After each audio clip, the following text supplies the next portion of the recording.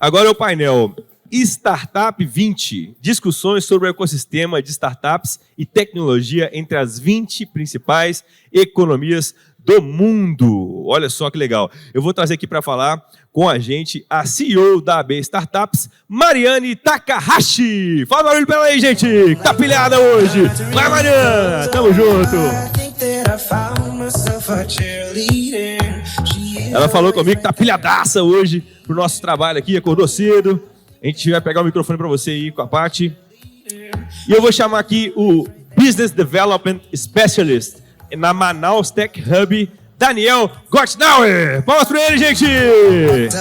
Veio de longe para estar com a gente aqui. Bem-vindo, meu amigo. Tamo junto. Bom trabalho aí. Obrigado por trazer o microfone para ela, viu?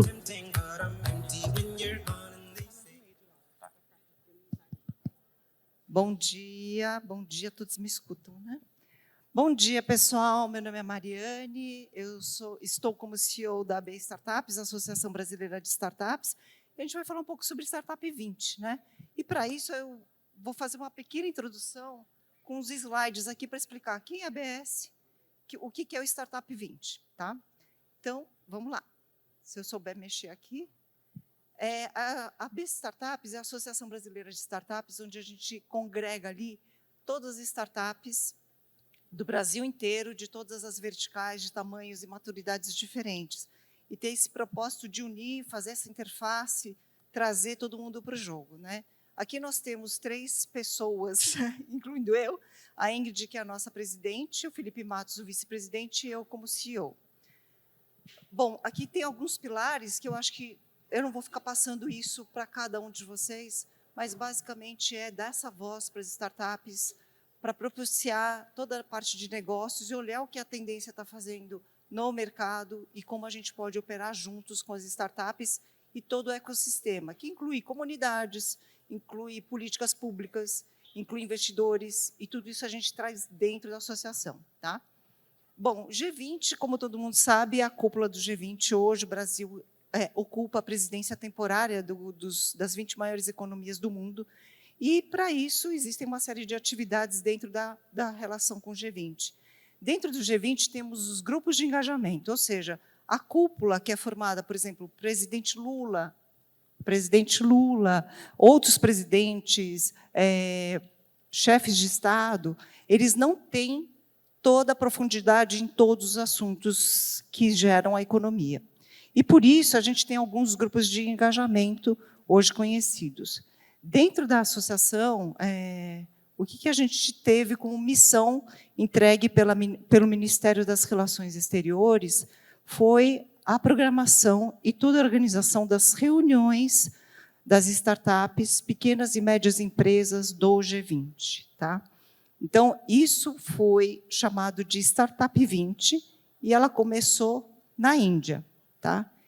Por quê? Né? Aqui a gente tem alguns dados aqui. Primeiro, o Brasil, além de estar com a presidência do G20 esse ano, ele é o 6º ecossistema de startups do G20, é o 6º maior. Então, a gente também não sabia que era essa potência dentro do G20. E isso é um dado que o governo indiano fez uma pesquisa e apontou isso para a gente também. Tá? Aqui tem alguns números de Índia, né, que é importante, e também vale falar por que foi criado na Índia o Startup 20. Justamente por essa pesquisa do governo indiano, que apontou que 15% do PIB do G20 vem das startups. Tá? Então, isso foi também um ponto muito importante para essa virada. Né? Aqui tem algumas fotos de como foi o encontro, que foi bem grande, patrocinado pelo governo indiano, né? E isso mostra um pouquinho dessa potência que a gente tem também de inovação, sendo vista pelos países do G20. Então, assim, acho que a gente deu um big picture aqui para vocês, só para contextualizar, e vamos bater um papo sobre Startup 20. Né? Legal.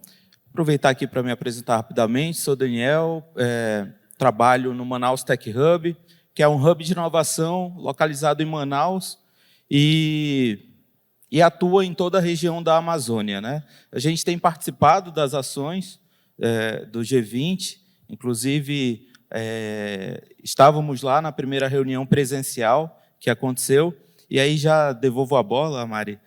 Fala um pouquinho sobre os encontros, por que a decisão de fazer encontros presenciais, e o primeiro foi na Amazônia. Qual que é o significado disso? Bom, os encontros presenciais no Brasil, a gente tem 4, né, já agendados.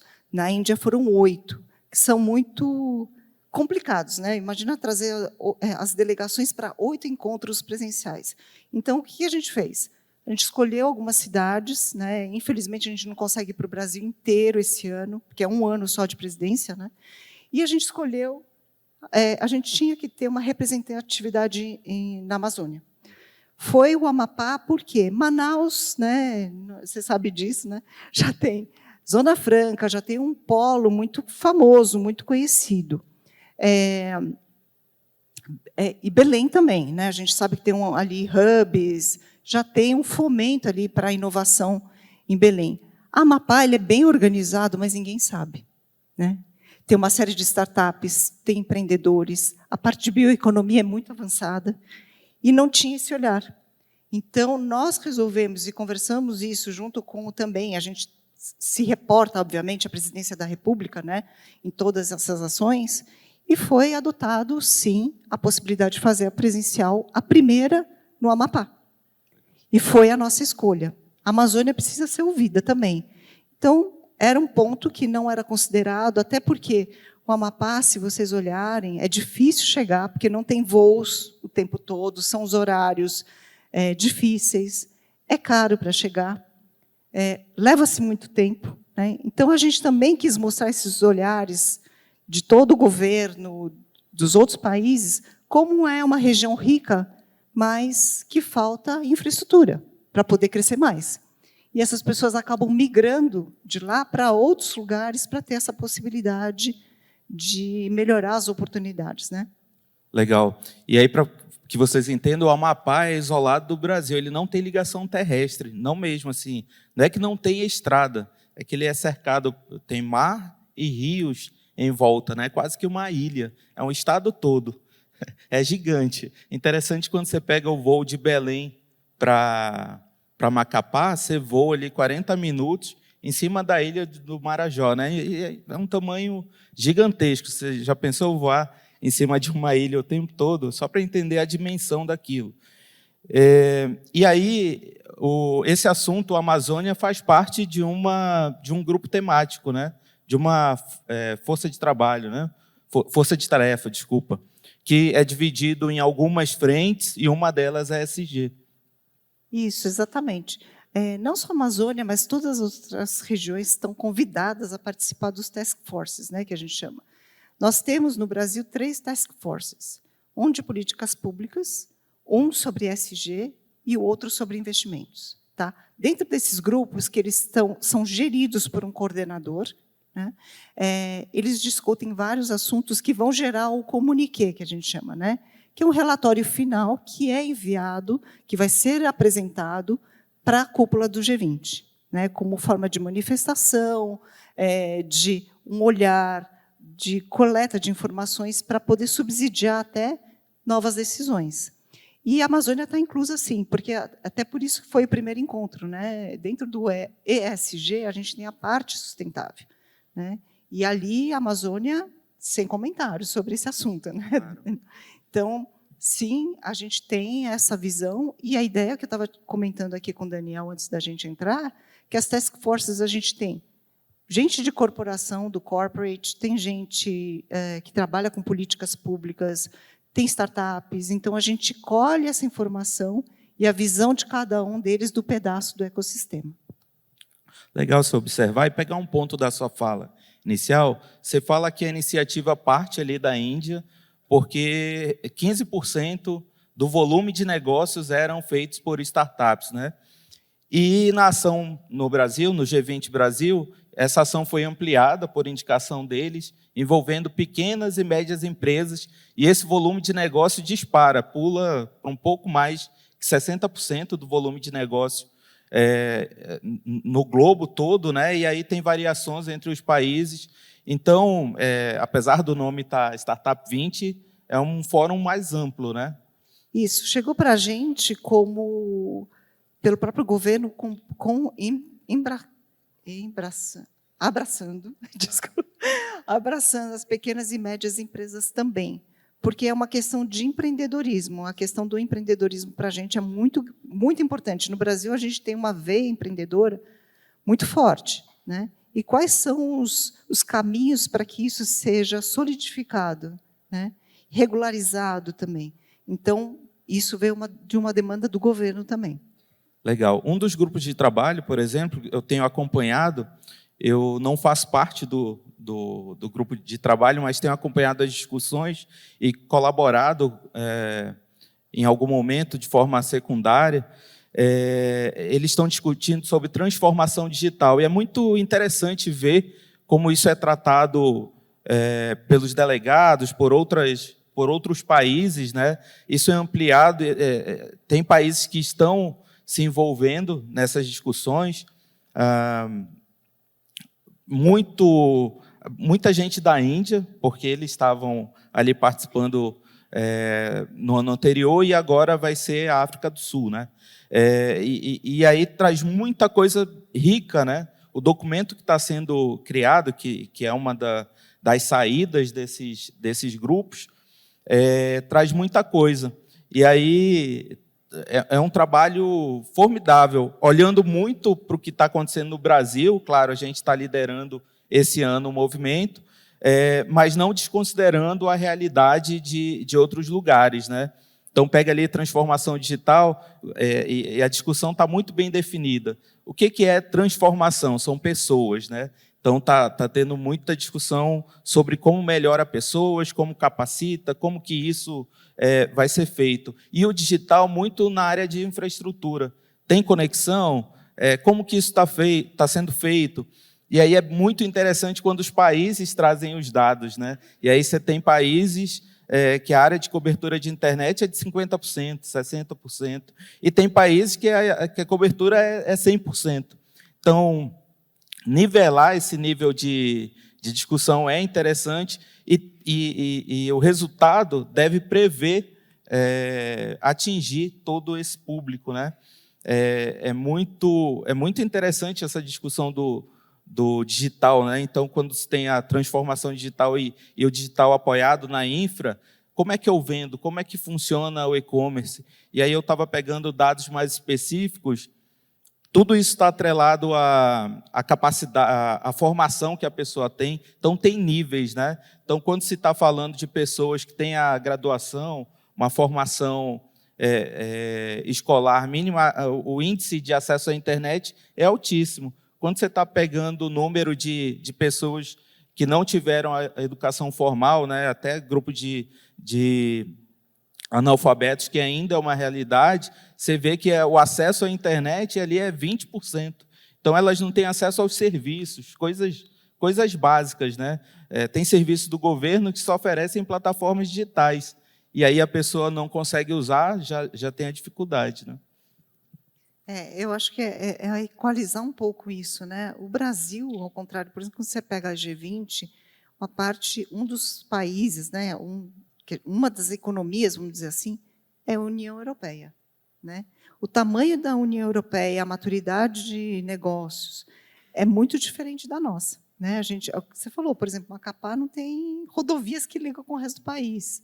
Então, ali também é uma dificuldade muito grande para a gente, quando a gente fala de infraestrutura. E é um olhar também que a ABS, por exemplo, tem falado com alguns outros players na área de infraestrutura para poder trazer essa parte, porque a inovação precisa de infraestrutura, né? Não é só tecnologia em si, que escala de startup, mas é a infra mesmo, de você ter acesso, de você ter inclusão, né? E isso é importantíssimo. É uma informação a ser compartilhada. A dificuldade de ter acesso a voos para Macapá é grande. Ontem foi anunciado pelo governo estadual, né? Eles assinaram um acordo diminuindo a alíquota dos combustíveis para facilitar a inclusão de novos voos. E a Latam já anunciou a inclusão do voo direto Guarulhos-Macapá. Antes você tinha fazer escala ou em Belém ou em Brasília, né? Então, é um dos impactos gerados. Mari, como que você vê, quais são, de forma geral, esses impactos que essa discussão, trazendo para o nosso país, tendo esses encontros presenciais? Você citou que o primeiro foi na Amazônia, o segundo foi no Rio, né? E vão ter mais 2, né? Quais são, como é que você está vendo os impactos que já foram gerados, por exemplo, como essa ação lá do governo de atuar para que a infraestrutura funcione, mas o que já foi gerado e qual que é a projeção desses impactos a curto prazo aqui? A curto prazo, por exemplo, em Macapá, a gente já teve investimento dos Estados Unidos, tá? Com alguns empreendedores locais. Isso para a gente foi já um retorno de investimento importante. É o que você está falando agora da Latam. Nesse meio tempo, a gente também, a Ingrid, que é a nossa presidente, ela entrou em contato com outras companhias aéreas para que abrissem linhas que fossem mais fáceis para chegar, né, de mais fácil acesso a Macapá. Por exemplo, teve um voo que eu fiz, porque eu precisava estar em São Paulo num dia X, e aí eu tive que sair de Macapá, Belém, Confins, São Paulo. Né? Então, eu demorei ali o equivalente em custo a ir a Miami e o número de horas de voo igual a Miami, né? Sendo que eu estava em Macapá. Então, são coisas que a gente tem percebido e a gente tem levado nessas discussões. Inclusive, quando a gente teve no Rio de Janeiro, mesmo em Macapá, em São Paulo a gente vai ter isso, agora a gente vai ter em Recife semana que vem, né, o Startup 20 Recife. A gente está levando ministros, né, justamente para ter essa realidade mais de perto, ter a chance de conversar com os próprios empreendedores, com startups, com governos locais, para ter essa visão, né? Porque eles começam a entender, em cada região que a gente está percorrendo, quais são as urgências, quais são as demandas que a gente precisa, minimamente, ter um recurso para fazer esse desenvolvimento, né, de inovação, de acesso, de inclusão.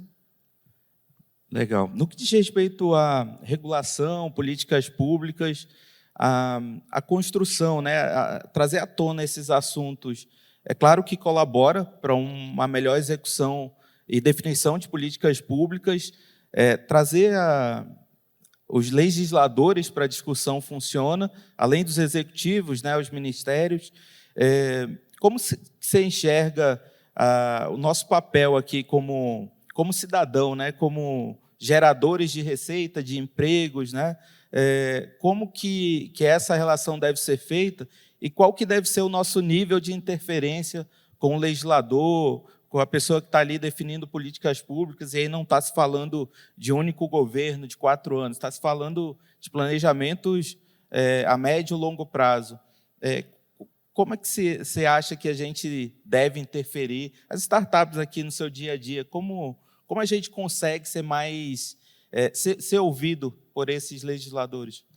Bom, acho que é um papel da ABS, né, da AB Startups. Eu trabalhei na AB Fintechs, por exemplo, e a gente fez vários pleitos junto ao Banco Central e CVM, né? Principalmente, para quem não sabe, PIX, né, ele excluía muitas startups por uma série de regras. E ali a gente pegou todas as opiniões, manifestações com os founders das startups, das fintechs, a gente fez todo um pleito ali e apresentamos. E aí a gente também foi no Congresso Nacional e no Senado.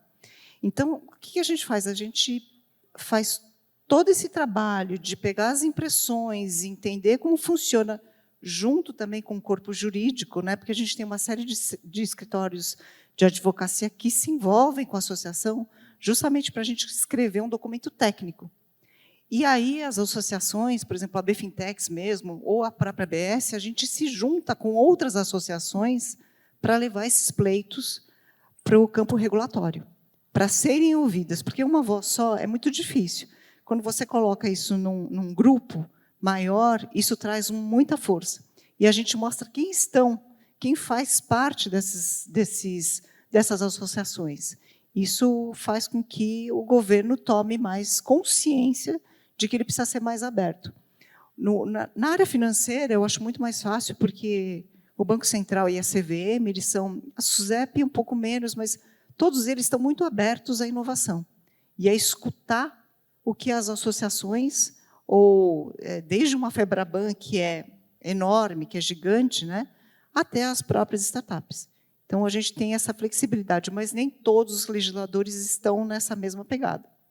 E então a gente tenta fazer essa tradução para esses legisladores ou reguladores sobre esse ponto, né, de como eles devem abrir, porque senão a indústria morre também, se não inovar. Legal. O Pix é um grande exemplo, né, Mari, de inclusão. Aí, quando a gente fala de ESG, tem a questão de inclusão, acessibilidade, né, sustentabilidade. E o Pix é um grande exemplo. Naqueles indicadores, quando você pega o que foi discutido ali na Índia, tem discussões desse nível de inclusão ao sistema bancário, e o Pix tem um papel fundamental hoje no Brasil de fazer isso. Hoje, uma pessoa com aplicativo simples ali de troca de mensagem consegue vender para todo o Brasil, passando seu número de telefone e recebendo o recurso, né? Isso é um grande avanço e como você citou, a BFintech participou aí dessas definições. É muito importante as associações. Eu acho que nós, eu representando o Hub, que tem ali várias startups, devemos utilizar cada vez mais as associações que nos representam, né, para intensificar essas regulações e entender. O Brasil é gigante, existem diversas particularidades, né? Então, às vezes, expor o que você está passando dentro do seu estado, dentro do seu município, faz sentido, porque as leis, elas são federais, estaduais e municipais, e muitas vezes a gente não consegue ter a visão dessa diversidade, né? E aí gera influência, né? Alguma coisa tem sido feita, principalmente quando se trata de inovação, quanto a impostos, né? A diminuição da carga tributária nesse sentido, para que a inovação seja incentivada de fato e que a gente deixe de recolher impostos sobre inovação. Isso não poderia acontecer, e a gente vê ainda acontecendo em alguns locais, municípios que não abrem mão ali do imposto sobre serviço. Isso acaba prejudicando, ao mesmo tempo que gera uma mudança da sede da empresa para que ela tenha um resultado melhor, né? E aí o poder público precisa ter ciência desses movimentos. Às vezes é um movimento silencioso, ela vai perceber quando todas as startups já saíram daquele município e estão em outro que de repente favoreceu esse negócio. Então, esse é um exemplo, né? Outro ponto que a gente pode discutir aqui é falar sobre fundo, investimento. Tem grupos discutindo esse assunto. Você acha que... Como é que está esse cenário no Brasil hoje, cenário atual, e como que as startups podem se favorecer dessas discussões que estão acontecendo? Sobre investimentos, a gente tem um comitê dentro da B-Startups, um comitê de investidores, né, que envolvem desde investidores anjos às VCs. Porque a gente tem percebido assim que, que a gente tem percebido que fundos fora do Brasil têm olhado muito para a gente, né? Por conta da diversidade de aplicações, de tecnologia, de criatividade, de soluções. E existe aí, lógico, depois da pandemia, né? Depois da pandemia, a gente teve uma diminuição muito forte, mas a gente teve, por outro lado, as startups, por exemplo, um pouco melhor em termos de governança, né? De gestão, na hora de fazer seu pitch ou entrar em due diligence, né? Então, isso foi um ponto positivo, que elas se prepararam melhor administrativamente para gerir os negócios. Isso também está trazendo um olhar diferente para os investidores. Então, ainda tem muita cautela, né? Não é como antes de 2020, né? Antes da pandemia, onde o recurso estava sendo empregado de uma forma muito maior, Mas tem sim, tá? Tem. E a gente tem recebido muito, a gente tem preparado startups dentro da B Startups para fazer essa interface com os investidores. Eles têm nos procurado, e cada um num target de maturidade. Então, alguns numa fase mais inicial, outras mais maduras, enfim. Eu acho que tem capital para todo mundo, e minha visão é bem otimista em relação a isso.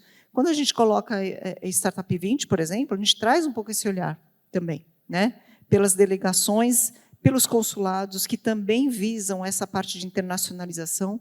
Não é um investimento em dinheiro em si, mas é levar as startups para fora do Brasil. Porque tem interesse, o mercado aqui é gigante, né? Então, essa questão da aplicação de investimento é muito forte também. Legal.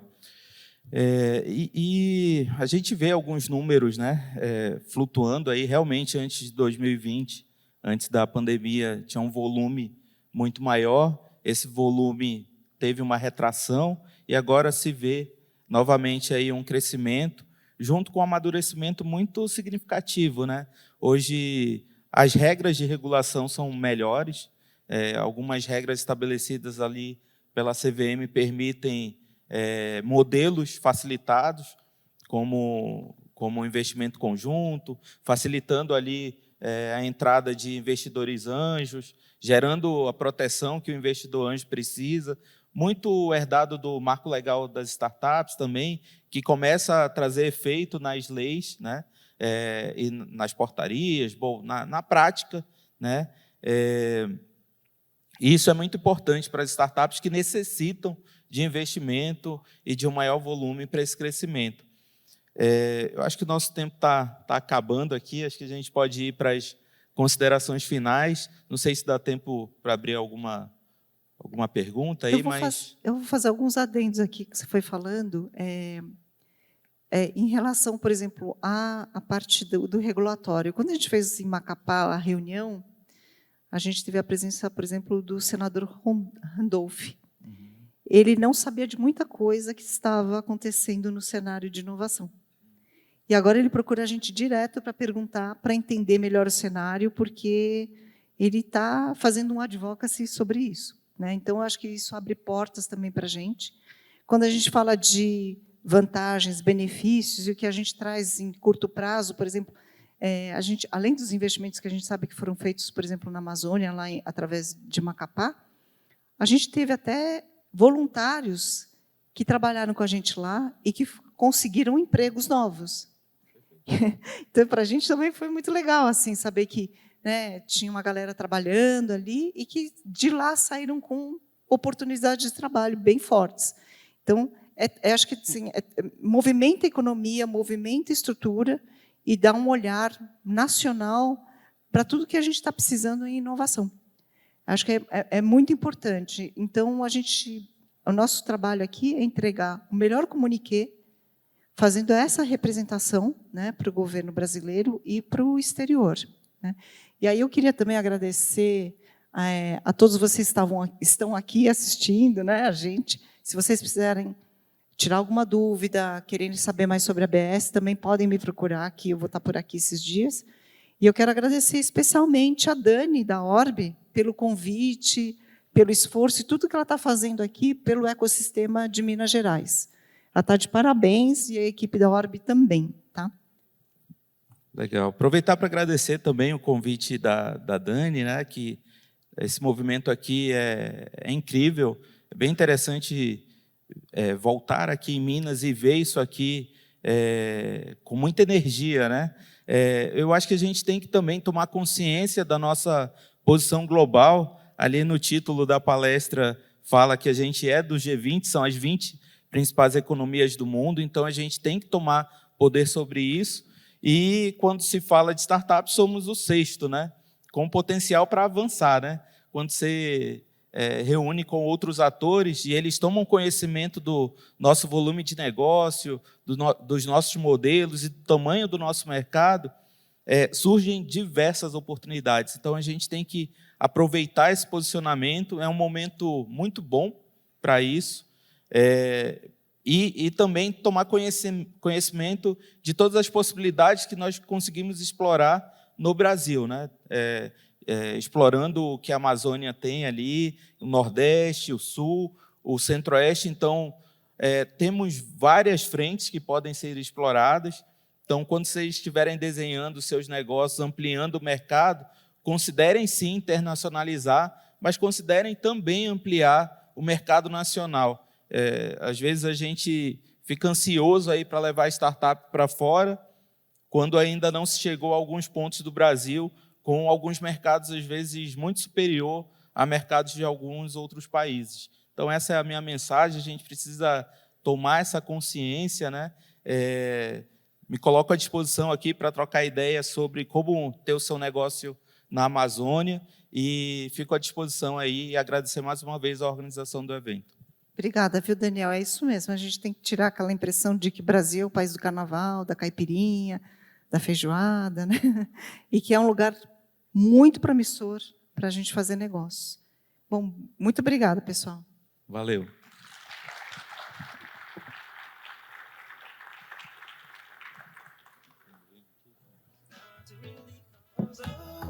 Hello, hello.